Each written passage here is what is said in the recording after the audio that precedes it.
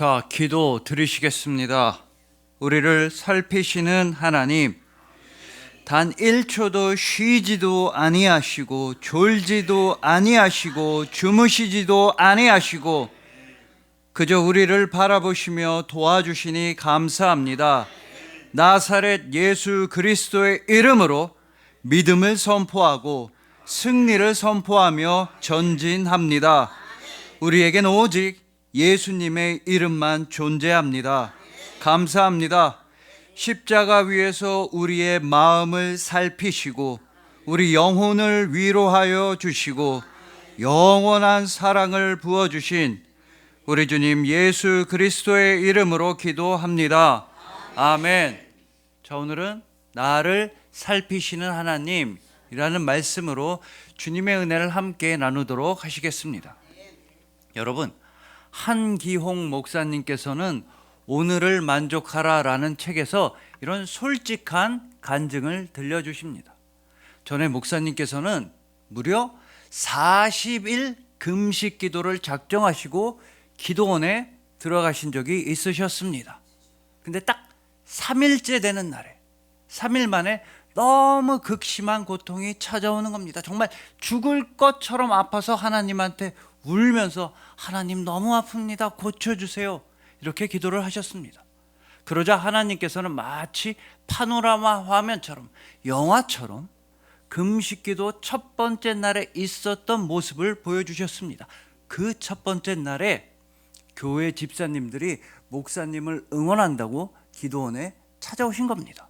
집사님들은 목사님한테 목사님, 이번 금식 기도를 잘 해나가실 수 있도록 저희 모두가 열심히 기도하고 있습니다. 목사님 해내실 수 있습니다. 이렇게 응원의 말씀을 전하셨습니다.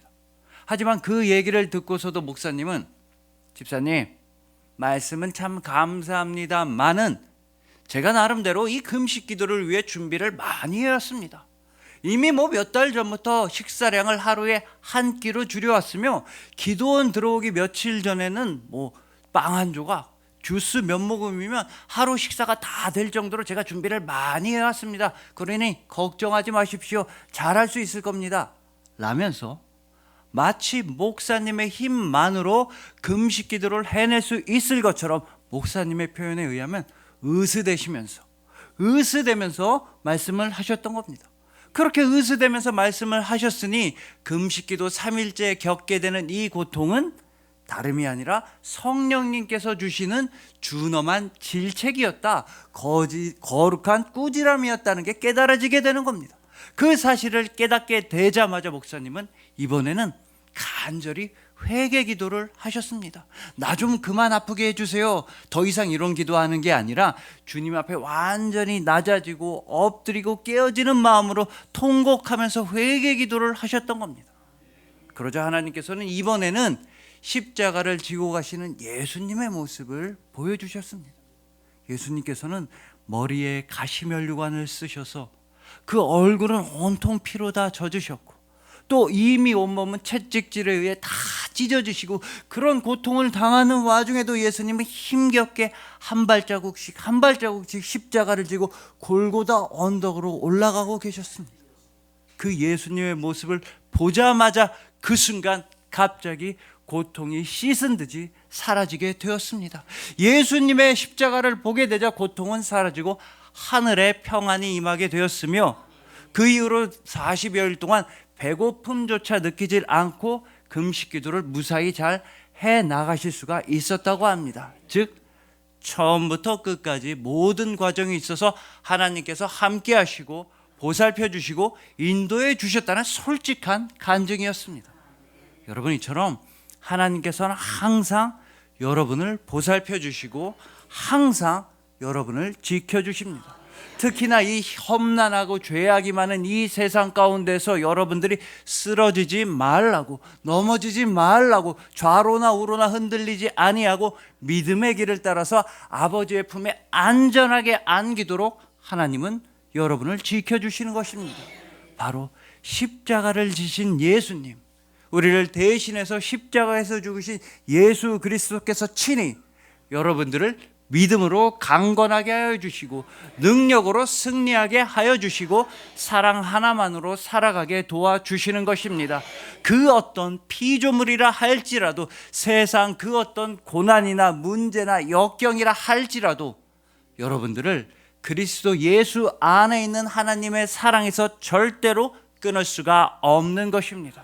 바로 오늘 본문에서도 오직 하나님 한 분만큼은 세상에서 제일 불쌍하고 안타까운 처지에 있었던 한 여인 하갈을 보살펴 주셨습니다.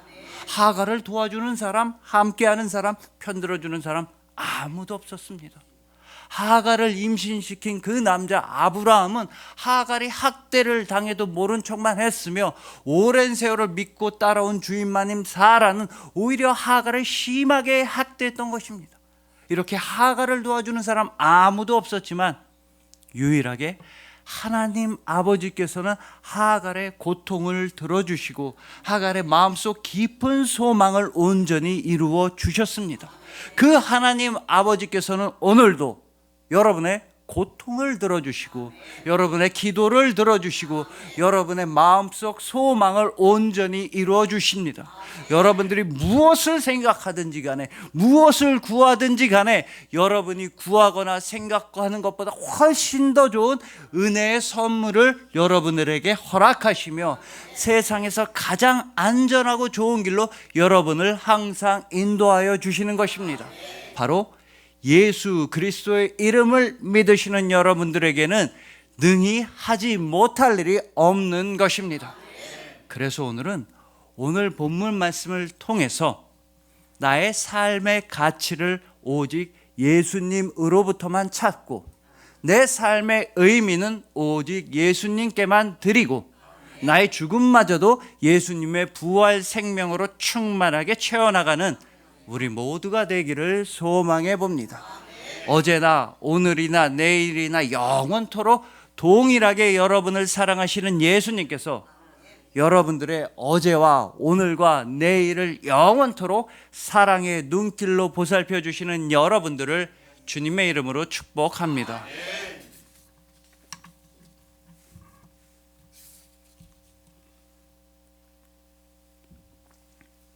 자, 먼저 오늘 본문에 나오는 이 하갈의 인생을 한마디로 해봐라 그러면 여종입니다. 하갈은 여종이었으며 노예였으며 그저 다른 사람의 소유물에 불과했습니다. 거의 물건 취급을 받았습니다. 창세기 16장 1절을 보시면 하갈은 애굽 출신이었고 사라의 여종이었습니다. 아마도 창세기 12장에서 이 아브라함과 사라가 가나안 땅의 기근을 견디지 못하고 애굽으로 내려갔을 때 그때 사라의 소유가 된 것으로 추정되고 있습니다. 어쨌든 이렇게 일평생을 종으로 노예로 다른 사람의 소유물로만 살아왔던 이 하갈에게 인생 전체가 달라질 수 있는 하나의 전환점이 생기게 됩니다. 그건 바로 주인마님 사라가 자기 남편 아브라함이랑 동침을 해서 애를 낳으라는 겁니다.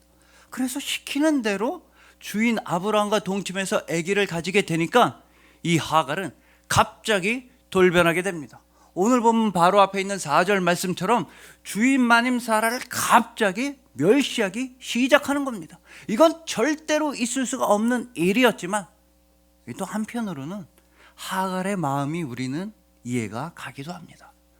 여러분, 방금 말씀드린 것처럼 하갈은 여종이었으며 종이었으며 노예였으며 다른 사람의 소유물에 불과했습니다. 즉 하갈은 살면서 단 한 번도 자신만의 소중한 무언가를 소유해 본 적 없으며 자신만의 특별한 무언가를 가져본 적이 없는 사람입니다. 살면서 단 한 번도 내 인생의 주인이 되어본 적 없으며 단 한 번도 자유롭게 살아본 적도 없었습니다. 그러나 주인 아브라함의 아기를 임신하게 되자 모든 것이 달라지게 되었습니다. 하갈은 살면서 처음으로 자신만의 소중한 무언가, 자신만의 특별한 무언가를 처음으로 소유하게 된 것입니다. 바로 뱃속에 있는 내 아기, 다른 사람들이 어찌할 수 없는 뱃속에 있는 나의 아기를 소유하게 된 것입니다. 하갈은 이 아기를 가지게 됨으로써 동시에 어쩌면 신분이 상승할 수도 있는 기회도 가지게 되었으며, 어쩌면 자유로운 몸이 될 수 있는 기회도 가지게 되었으며, 또 어쩌면 주인 아브라함의 정식 부인이 될 수 있는 기회까지도 가지게 되었던 것입니다. 이러니 하갈이 기고만장해질 법도 합니다. 여러분들의 이해를 돕기 위해서 우리나라에서도 예전에 아주 옛날에 뭐 할머님들 때, 어머님들 때 옛날에는 여성들이 며느리가 아이를 낳은 다음에 신분이 확 달라지는 때가 있었습니다. 뭐 물론 오늘 본문의 하갈만큼은 아니지만 며느리들이 아이를 낳고 뭐 집안에서 대우도 좋아지고 어깨에 힘도 들어가고 좀 목도 뻣뻣해지는 그런 때가 있었으니 그건 바로 아들을 낳았을 때입니다. 여러분이 잘 아시겠지만 옛날에는 이 시집살이가 너무 고달팠습니다. 오죽하면 멀쩡한 사람도 시집가면 뭐 귀머거리 3년, 벙어리 3년, 뭐 장님 3년 이 정도로 시집살이가 힘들었습니다. 이렇게 안 그래도 가뜩이나 시집살이가 고달픈데 근데 며느리인 내가 딸을 낳았다? 그럼 너무 심하게 시어머니한테 구박을 받는 겁니다. 딸 낳은 거 아무 잘못한 사람 아무도 없는데도 딸을 낳았다는 이유 하나만으로 시집살이가 더 힘들어지는 겁니다. 남편은 괜히 딸 낳았다는 핑계로 밖에 술 마시러 나가고, 시어머니는 다 듣고 있는, 에휴 우리 집안이 어떤 집안인데 제사를 지내야 되는데 대가 끊기게 생겼네, 어디서 저런 게 들어와, 아유 너 들으라고 하는 소리는 아니다, 근데 밥이 넘어가냐, 계속 구박을 주는 겁니다. 그래서 옛날에는, 물론 옛날이 잘못됐고 지금은 절대 아니지만 옛날에는 이 딸은 태어나면서부터 엄마를 괴롭히는 자식이 되는 겁니다.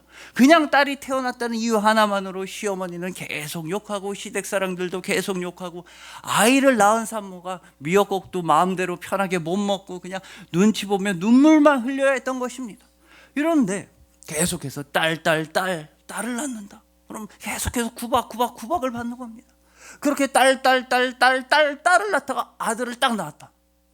그러면 그때부터 며느리도 큰 소리를 좀 낼 수 있게 되는 겁니다. 그렇다고 해서 뭐 되게 큰 소리 낼 수 있는 건 아니고, 아들을 낳았으니까 미역국 먹을 때 시어머니 한번 들으라고 소리 내면서 미역국을 먹을 수 있는 그 정도까지는 되는 겁니다. 그래서 옛날에는 아들은 태어나면서부터 나를 시집살이에서 구원해준 고마운 존재가 되는 겁니다. 여러분, 여기서 아들이 한 일은 하나도 없습니다. 아니 뭐 이제 태어난 애가 무슨 효도를 하겠으며 뭐 용돈을 드리겠으며 안마를 해주겠으며, 아들이 한 일 하나도 없습니다. 그런데도 아들은 태어나줬다는 이유 하나만으로, 중요한 거 하나 가지고 태어나줬다는 이유 하나만으로, 내 뱃속에서 나와줬다는 이유 하나만으로 아들은 효도하는 자식, 고마운 자식, 귀한 자식이 되는 겁니다. 그래서 옛날 어르신들은, 엄마들은 그렇게 아들 본인도 여자면서도 아들을 그렇게 귀하게 대우했던 것입니다. 즉 말하자면 아들은 태어나면서부터 나를 시집살이의 수렁에서부터 구원해준 일종의 구원자였던 것입니다. 오늘 본문의 하갈 역시도 주인 아브라함의 아기를 가지게 되자 그 아기를 믿고서, 그 아기를 의지하고 기대서 주인 마님 사라를 멸시하게 되었습니다. 더군다나 한 가지 더 중요한 사실이 있습니다.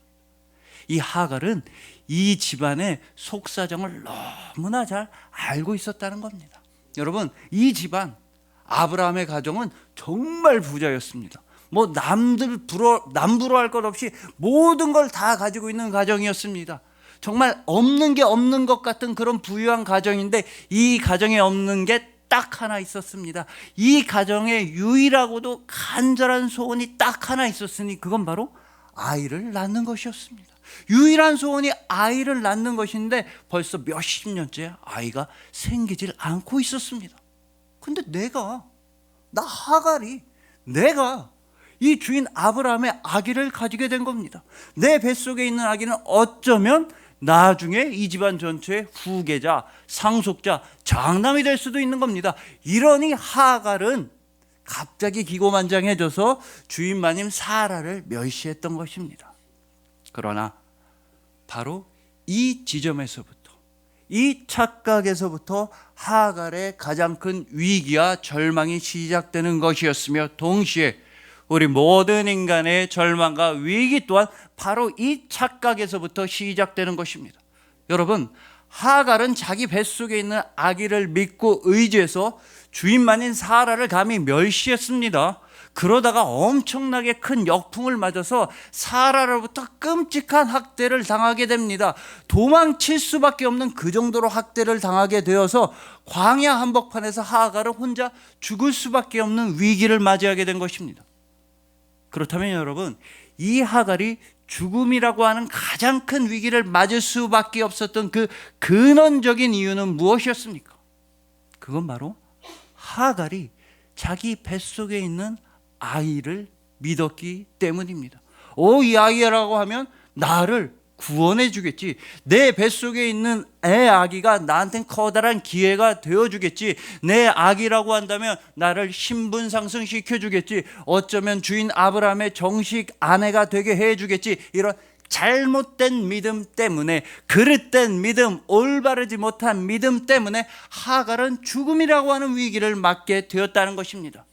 더 정확히 말씀드리자면 하갈은 아무리 자기 자식이라 할지라도 하갈은 바로 사람을 믿었기 때문에, 사람을 의지했기 때문에 하갈은 심한 학대와 절망과 위기에 빠지게 되었습니다. 하갈은 내 뱃속에 있는 나의 것, 나의 소유, 나의 능력, 나의 자랑을 믿고 의지했기 때문에 죽음이라고 하는 위기를 맞이할 수밖에 없었던 것입니다. 이게 바로 세상 많은 사람들이 절망과 죽음으로 향해 가는 근원적인 이유인 것입니다. 저 사람이라면 나를 구원해 주겠지. 내가 가진 돈이면 나를 살게 해 주겠지. 내 직업이라면, 내 인맥이라면, 내 재산이라면, 내 인격이라면 나한테 큰 도움이 되겠지. 나는 위기를 맞이하지 않겠지. 이런 착각을 하다가, 즉 하나님이 아닌 다른 것들을 믿고 의지하다가 사람들은 죽음으로 향할 수밖에 없는 것입니다. 그러나 여러분들이 너무나 잘 아시다시피 천하 사람 중에 구원을 받을 만한 다른 이름을 주신 적이 없으니 오직 예수 그리스도 한 분만이 여러분의 구원이시며 도움이시며 생명이 되어 주시는 것입니다. 이렇게 다른 사람을 의지하지 말고, 나 자신도 의지하지 말고, 재물이나 권력도 아니라 오직 예수님만 믿고 의지해야 되는 그 이유에 대해 이동원 목사님은 본인의 책에서 이런 말씀을 하십니다. 목사님이 전도를 하시다 보면 정말 안타깝고 마음이 아플 때가 이런 사람들을 만날 때라고 하십니다. 우리 마누라가 교회 열심히 다닙니다. 우리 부모님이 아주 신실하셨습니다. 내 자식들이 내모까지 교회 다니고 있습니다. 이런 사람들 보면 너무 안타깝고, 특히나 안타까운 경우가 언제였냐면 이 목사님께서 예전에 국가조찬기도회에서 설교 말씀을 전하시고 그런 다음에 당시의 대통령 내외와 한 테이블에서 식사를 하신 적이 있다고 합니다. 자리에 앉자마자 당시 대통령께서는 목사님한테 목사님, 은혜로운 말씀 잘 들었습니다. 감사합니다. 이런 인사를 하셨습니다. 그래서 목사님은 기회를 놓치지 않고 대통령님 감사합니다. 이제 대통령님도 신앙을 가지시면 어떨까요? 라고 말씀드렸습니다. 그랬더니 그때 당시 대통령께서 이런 말씀을 하셨는데 아직까지도 잊혀지지가 않는다고 하십니다. 당시 대통령께서는 목사님, 저희 딸이랑 사위가 교회 아주 열심히 다닙니다. 이렇게 말하는 겁니다. 그래서 목사님은 그러시군요. 정말 잘 됐습니다. 그렇다면 따님과 사위분의 제일 큰 소원은 부모님 두 분이 구원받는 일일 것입니다. 교회에 함께 다니시죠. 이렇게 말씀드렸습니다. 그랬더니 당시 대통령께서는 제가 지금 한 나라 전체의 국정을 운영하고 있는 몸이라 하나의 종교만 가진다는 게 참 쉬운 일이 아닙니다. 제가 일반인의 자리로 돌아간다면 그때는 한번 진지하게 고려해 보겠습니다. 라고 말씀하셨다는 겁니다. 그 다음에 행사 진행 관계와 식사 진행 관계로 대화가 끊기게 됐지만 그때 목사님께서 솔직하게 더 덧붙이시고 싶으셨던 말씀은 바로 그 누구도 나를 대신해서 예수님 믿어줄 수 없으며 그 누구도 나를 대신해서 구원 받아줄 수 없다는 것이었습니다. 이런 맥락에서 여러분, 미국 무디 신학교의 학장을 지내셨던 조지 스위팅 박사님은 이런 유명한 말씀을 남기셨습니다. 하나님 아버지한테는 자녀만 있지 손자, 손녀는 없다. 무슨 뜻입니까? 즉, 내 부모의 믿음으로 말미암아 내가 자동적으로 구원받는 일 없다는 것입니다. 내 부모가 예수님 믿어서 내 부모가 하나님 아버지의 자녀가 되었다고 해서 내가 자동적으로 하나님의 손자, 손녀가 돼서 구원받는 일 절대 없다는 겁니다. 내 친구의 믿음으로, 내 부모의 믿음으로, 내 자녀의 믿음으로, 다른 사람의 믿음으로 구원받을 수 있는 사람은 아무도 없습니다. 세상 모든 사람들은 다 나의 믿음으로 내가 아버지의 자녀가 되어서 내가 구원을 받는 것입니다. 오늘 본문의 이 하갈도 광야로 도망칠 때까지만 해도 이 중요한 진리를 깨닫지 못하고 있었습니다. 광야로 도망칠 때까지만 해도 하갈은 자신의 삶의 가치와 자신의 생명과 자신의 구원은 오로지 뱃속에 있는 자기 아기로부터만 나오는 줄 착각하고 있었습니다. 그러다가 죽음이라는 위기를 자초한 것입니다. 그러나 그 심각한 위기를 뛰어넘고 덮는 은혜의 말씀을 하나님께서는 친히 사자를 보내셔서 오늘 본문 8절에서 하갈한테 이렇게 해주셨습니다. 하갈아, 내가 어디서 왔으며 어디로 가느냐? 여러분, 근데 설마 하나님께서 하갈이 어디서부터 왔는지를 아예 모르셔가지고 하갈이 지금 사라의 학대를 피해서 도망치는 중이라는 걸 하나님이 완전 모르셔가지고 어디서 왔냐고 물어보셨겠습니까? 아니면 하갈이 어디로 가는지 모르셔서 하갈이 갈 데로는 죽음의 광야밖에 없다는 걸 모르셔서 어디로 가냐고 물어보셨겠습니까? 오히려 이 질문은 몰라서 하신 말씀이 아니라 하갈한테 던지신 말씀이자 질문인 것입니다. 하갈한테, 하갈아, 너가 지금까지 살아온 지나온 과거를 한번 돌이켜봐라.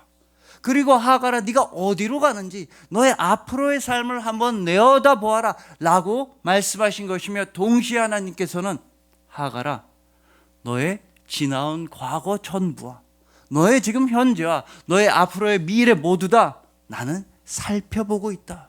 즉 너의 과거와 현재와 미래 모두 다 너의 삶 전체가 나의 품 안에 있다는 소망의 말씀을 해주신 것입니다. 마찬가지로 여러분들의 삶의 가치와 존재의 가치, 여러분들의 온전한 생명과 여러분의 영원한 생명은 다른 사람으로부터도 아니며 다른 물건으로부터도 아니며 돈으로부터도 아니라 여러분들의 가치와 생명과 구원은 오로지 예수 그리스도 한 분으로부터만 나오는 것입니다.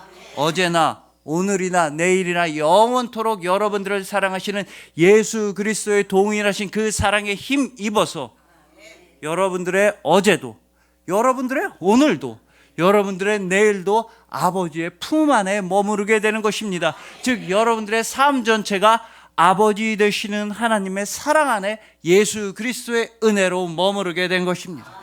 그러니 부디 이 세상의 헛된 것들, 사람이라든지 재물이라든지 명예라든지 인기, 이런 것들을 의지하지 마시고 오직 믿으신 주님, 믿을 수 있고 실수가 없으신 주님만 믿고 의지하시길 소망합니다. 여러분들 안에 예수님이 머물러 주시고 또한 여러분들은 예수님 안에 머무르심으로써 하늘나라의 100배의 아름다운 열매를 거두시길 소망하는 것입니다. 오직 예수 그리스도 한 분만으로 만족하시고 감사하시고 행복하시고 사랑하시는 여러분들을 주님의 이름으로 축복합니다.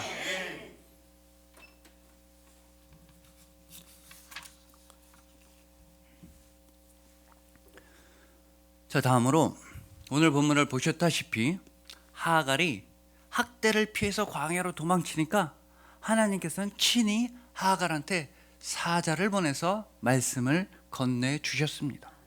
그런데 놀랍게도 성경 전체를 다 통틀어서도 바로 오늘 본문이, 바로 이 장면이 하나님께서 당신의 사자를 보내신 가장 최초의 장면이라고 합니다. 즉 하나님 아버지께서는 당신의 사자를 제일 처음으로 성경 전체 중에서도 여종 하갈한테 보내신 것입니다. 그러니까 하나님께서는 당신의 사자를 세상에서 잘 나간다고 하는 왕이나 부자나 권력자나 그런 사람들한테 가장 먼저 사자를 보내신 게 아닙니다. 오히려 하나님 아버지께서는 학대당하고 고통당하고 슬퍼하며 도망친 여종 하갈한테 가장 최초로 사자를 보내주셨던 것입니다. 왜냐하면 하갈은 정말로 함께하는 사람 없고 도와주는 사람 없고 편들어주는 사람이 없었기 때문입니다. 하갈은 정말로 외롭고 슬프고 힘든 인생이었기 때문입니다. 하갈의 뱃속에 있는 아기를 임신시킨 그 아브라함, 그 남자는 하갈이 학대를 당하는데도 모른 척했습니다. 가정이 무너지고 가족들이 헤어지고 가족들이 서로 만나지 못하게 되는 건데도 그냥 신경도 쓰질 않았습니다. 또한 애굽에서부터 오랜 시간 믿고 함께해온 그 주인 마님 사라는 너무 끔찍하게 하갈을 학대하기만 했습니다. 하갈은 이처럼 도와주는 사람, 편들어주는 사람, 함께하는 사람 아무도 없는 외로운 인생이었던 겁니다. 그렇지만 유일하게 하나님 한 분만큼은 사자를 직접 보내셔서 하갈에게 이런 위로의 말씀을 해 주셨으니 오늘 본문 11절입니다. 여호와께서 내 고통을 들으셨음이니라. 여러분, 정말 감사한 말씀입니다. 하나님께서 하갈의 고통을 들으셨다는 말씀입니다. 하지만 여기서 우리가 잊어서는 안 되는 것은 하갈한테 있어서 이 말씀은 너무나 큰 충격과 너무나 큰 감사로 다가왔다는 것입니다. 그러니까 이 똑같은 말씀을 아브라함이나 사라가 들었을 때보다도 하갈이 이 말씀을 들었을 때가 훨씬 더 큰 충격이었으며 훨씬 더 큰 감동이었으며 훨씬 더 큰 은혜였다는 것입니다. 왜냐하면 여러분 한번 생각해 보십시오. 이 하갈은 믿음의 조상 아브라함과 같은 민족, 같은 동포 아니었습니다. 심지어 이 아브라함의 고향 갈대아 우르 출신도 아니었습니다. 동양 사람 아니었습니다. 또한 하나님께서 아브라함을 언약의 땅으로 부르실 때 그때 아브라함과 함께 출발했던 동료, 친구, 이웃도 아니었습니다. 하물며 아브라함의 조카 롯처럼 아브라함의 직계 가족도 아니었습니다. 하갈은요 그냥 여종, 종, 소유물에 불과했습니다. 거기다 더해서 심지어 하갈은 우상 숭배가 넘쳐나는 다신교 애굽 출신이었던 것입니다. 하나님이 절대로 찾아가지 않을 모든 조건을 다 갖추고 있었지만 그런데도 하나님께서는 하갈에게 먼저 찾아가 주시고 하갈에게 먼저 말씀을 건네주셨던 것입니다. 하갈이 먼저 하나님을 찾아간 것이 아니라 하나님께서 먼저 하갈을 찾아가 주셨으며 하나님께서 먼저 사자를 보내서 하갈에게 말씀해 주셨습니다. 내가 너의 고통을 듣고 있다. 하갈아, 비록 너는 나를 모르겠지만 잘 알지 못하겠지만 그래도 하갈아, 나는 너를 너무나 잘 알고 있다. 내가 너의 고통을 듣고 있다. 내가 너의 슬픔 알고 있으며 내가 너의 아픔 알고 있다. 그러니 하갈아, 아무 걱정하지 말아라. 하나님은 이런 위로의 말씀을 해주셨던 것입니다. 그렇기 때문에 우리 모두의 이름도 다 하갈입니다. 여러분, 하갈이라는 이름은 떠나다, 도망치다, 이주하다라는 뜻입니다. 우리도 하갈처럼 우리가 먼저 하나님을 찾아간 것 아니며 우리가 먼저 하나님을 사랑한 것 절대 아닙니다. 우리는 그저 하갈처럼 이 세상 가운데 떠돌이로서, 도망자로서, 나그네로서, 이방인으로서 고통에 신음하고 있었을 뿐이며 우리도 하갈처럼 광야와 같은 세상길에서 갈 길을 알지 못하고 마실 물을 찾지 못해 눈물을 흘리며 슬퍼하고 있었을 뿐입니다. 그러나 하나님께서는 여러분을 먼저 다가와 주셨으며 여러분에게 먼저 말씀해 주셨습니다. 잊어서는 안 되는 것은 하나님은 사자를 보내신 게 아니라 사자를 보내셔서가 아니라 하나님은 바로 사랑하는 아들을 보내셔서 여러분들에게 직접 말씀해 주셨던 것입니다. 내가 너희들의 고통을 알고 있다. 내가 너희들의 슬픔, 목마름, 아픔 내가 다 알고 있다. 이렇게 광야 같은 세상 속에서 누구든지 목마르거든 사랑하는 아들 예수님께로 와서 원 없이 마시라고 그 생명수의 약속을 말씀해 주셨던 것입니다. 그렇기 때문에 여러분들이 그 예수님 이름으로 기도합니다. 아멘. 여러분들이 이렇게 예수님 이름으로 기도할 때면 여러분들의 모든 갈증과 답답함과 갈급함은 사라지게 되는 것입니다. 여러분들이 그 예수님의 이름으로, 모든 이름 위에 뛰어나신 이름을 통하여서 여러분들에는 하늘나라의 생수가 임하게 되며 하늘나라의 능력과 소망이 임하게 되는 것입니다. 오직 예수 그리스도의 이름을 믿고 의지할 때 여러분들은 더 이상 목마른 광야가 아니라 시냇가에 심겨진 나무와 같이 철에 따라 열매를 맺는 귀한 하늘의 자녀가 되는 것입니다. 오늘 본문의 하갈도 이렇게 하나님께서 먼저 찾아와 주시자, 하나님께서 먼저 만나 주시고 하나님께서 먼저 말씀을 건네 주시자 이 하갈도 가만히 있지 않았습니다. 하갈도 하나님한테 이렇게 해드렸다고 본문 13절은 증언합니다. 하갈이 자기에게 이르신 여호와의 이름을 나를 살피시는 하나님이라 하였으니. 여러분, 하갈은 하나님한테 나를 살피시는 하나님이라고 불러드렸습니다. 즉 이건 하갈이 하나님께 이름을 붙여드린 것입니다. 하나님은 나를 살피시는 하나님, 히브리어로 엘로이 하나님이라고 이름을 붙여드린 것입니다. 여러분, 아까 성경 전체를 다 통틀어서도 하나님께서 하나님의 사자를 가장 최초로 보내신 사람은 이 하갈이라고 말씀드렸습니다. 근데 마찬가지로 성경 전체를 다 통틀어서도 사람이 하나님께 이름을 붙여드린 가장 최초의 경우, 가장 최초의 사람이 바로 이 하갈이었던 것입니다. 그러니까 아브라함이 하나님을 향해서 여호와 이레 하나님, 아들 이삭 대신에 제물로서 양을 준비해 주신 하나님, 준비하시는 하나님, 여호와 이레 하나님이라고 아브라함이 하나님께 이름을 붙여드리기도 이전에 모세가 여호와 니시 하나님, 아말렉과의 전투에서 승리하게 해 주신 하나님, 승리의 깃발 되시는 하나님, 여호와 니시 하나님이라고 모세가 하나님께 이름을 붙여드리기도 이전에 이 여종 하갈이 나를 살피시는 하나님이라고, 엘로이 하나님이라고 먼저 하나님께 이름을 붙여드렸던 것입니다. 더욱더 정확하게 말씀드리자면 하나님 아버지께서는 믿음의 조상인 아브라함보다도 먼저, 그 위대한 지도자인 모세보다도 먼저 이 여종, 겨우 여종, 학대를 받아 도망친 이 여종이 부르는 하나님의 이름을 받아주셨다. 이 여종 하갈에게 하나님의 이름을 선물로 주셨다라는 뜻입니다. 왜냐하면 말씀드렸다시피 하갈은 정말로 힘들고 외로운 여인이었기 때문입니다. 하갈과 함께 해주고 하갈을 도와주는 사람은 아무도 없었습니다. 하갈의 편은 단 한 명도 없었습니다. 하갈에겐 사람이라고는 아무도 없었던 것입니다. 그러나 하갈에게는 하나님이 계셨습니다.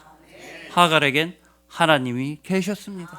그래서 하나님께서는 이 여종 하갈에게 하나님의 이름을 부르도록 허락해 주신 것입니다. 마찬가지로 이 세상 가운데서 힘들고 아프고 고통스럽고 아무도 나의 편이 되어주지 않고 절망과 가난과 질병 가운데서 슬퍼하고 아파하던 여러분들을 위해서 하나님 아버지께서는 여러분들에게 예수 그리스도의 이름을 허락해 주신 것입니다. 여러분들은 예수님의 이름을 부를 수 있으며 예수님의 이름을 의지할 수 있으며 예수님의 이름으로 승리할 수 있으며 예수님의 이름으로 기도할 수 있는 것입니다. 여러분들에게 허락된 그 예수님의 이름은 세상의 소망이요, 예수님의 이름은 천국의 기쁨일세. 천국의 기쁨일세. 여러분들에게 허락된 예수님의 이름은 영원한 구원과 평안과 생명이 되십니다. 왜냐하면 오직 예수 그리스도 한 분만이 여러분들을 완전하고도 영원하고도 정확하게 사랑하여 주시기 때문입니다. 그리하여 오직 예수 그리스도 한 분만으로 만족하시고 감사하시고 행복하시고 사랑하시는 여러분들, 어제나 오늘이나 내일이나 영원토록 동일하신 예수 그리스도께서 여러분들의 어제와 오늘과 내일을 모두 다 사랑의 눈길로 보살펴 주시는 여러분들, 오직 예수 그리스도의 이름을 믿음으로써 영원한 평안과 구원과 생명과 사랑을 넘치도록 받으시는 여러분들을 진심으로 사랑하고 축복합니다. 기도드리시겠습니다. 우리를 살펴주시는 하나님, 우리가 이 세상 가운데서 슬퍼하고 넘어질 때에도 주님께서는 끝까지 우리를 살펴보시고 말씀을 건네주시고 친히 일으켜 세워주셨습니다. 지금까지 지내온 것 오직 주님의 은혜이며 지금 이 순간도 오직 주님의 능력이며 앞으로도 영원히 오직 주님의 사랑입니다. 이 땅에 헛된 재물과 헛된 권력과 헛된 것들을 의지하지 말라고 오직 주님 주시는 그 하늘나라의 생명과 능력으로만 충만하라고 우리에게 예수 그리스도의 이름을 허락해 주셨습니다. 그 이름이 우리를 살게 합니다. 그 이름이 우리의 존재이며 우리의 삶이며 우리의 구원입니다. 오직 예수 그리스도의 이름밖에 없습니다. 예수님을 우리는 사랑합니다. 그 십자가 위에서 우리의 마음을 살피시고 우리 영혼을 위로하시고 영원한 사랑을 부어주신 우리 주님 예수 그리스도의 이름으로 기도합니다. 아멘.